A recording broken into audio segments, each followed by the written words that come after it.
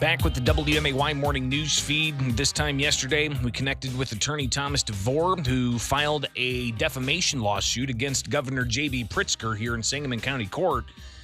That's after the governor last month called Devore a grifter, following Devore filing a lawsuit on behalf of 700-plus parents suing the governor, the State Board of Education, and 145 school districts over COVID-19 mandates and policies. Here's the governor. He's a grifter who is taking money from parents who are, being taken advantage of.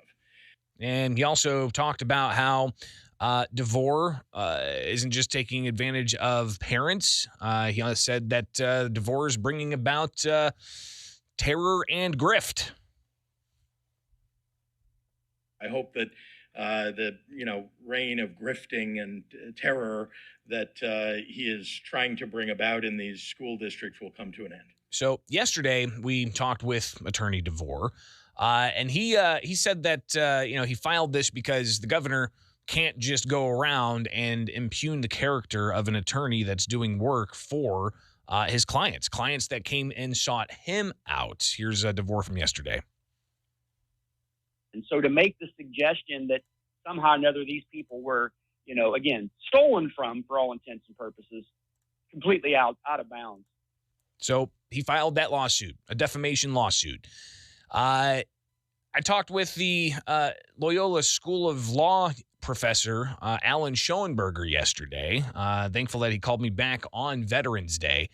And he laid out there some of the overview of just how difficult it's going to be for someone like Devore to get defamation claims to stick.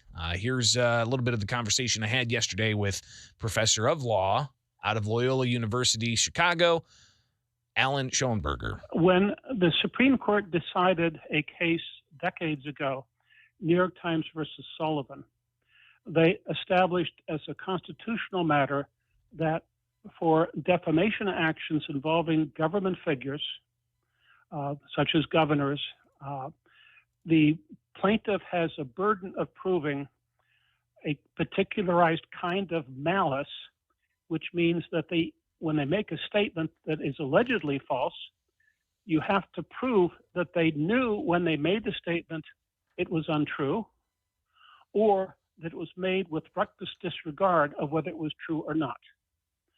Those requirements are almost impossible to prove in the real world, unless you had an audio recording of the governor saying something like, "I know it's untrue, but I'm going to say it anyway."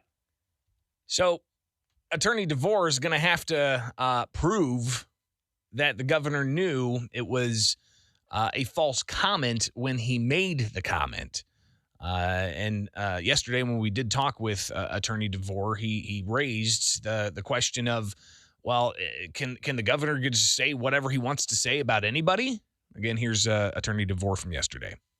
But ultimately, the governor can't just say whatever he wants to say about somebody in that fashion. He doesn't have that ability. Well, again, according to Allen Shoenberger, he does have that ability. Well, with the limits that I just described, yeah. Unless he knows it's not true, he can say it. Or unless it can be shown he made the statement with reckless disregard of whether it's true or not. Very difficult things to prove. And it would be dismissed at the pleading stage of a case. You might have a filed affidavit or two to try to present facts that might demonstrate either of those two things. But frankly, most governmental officials are pretty much immunized against defamation lawsuits.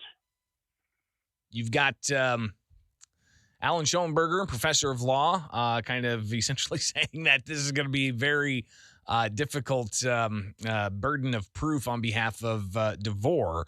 But it's possible to file these defamation cases, according to Shoenberger. It's a very, very high standard of proof that's required, and very few cases against government actors, government officials, are likely to survive that kind of testing.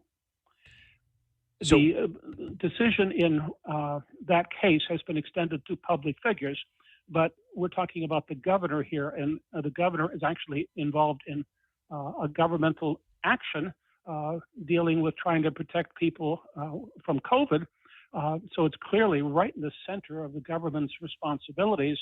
The standard clearly applies, and it makes it very difficult for anybody to sue and to prevail in the suit dealing with defamation. So as I like to try to strive to do each and every day, giving you all sides of a story. And I did reach out to the governor's office and also the governor's political campaign for comment. I have yet to hear back. So if I do hear back, we'll see what happens. But a hearing in that defamation case still has not been set. We'll keep you posted here with the WMAY Morning News feed. All right, a lot more to get to, including Hero of the Week in the 8 o'clock hour.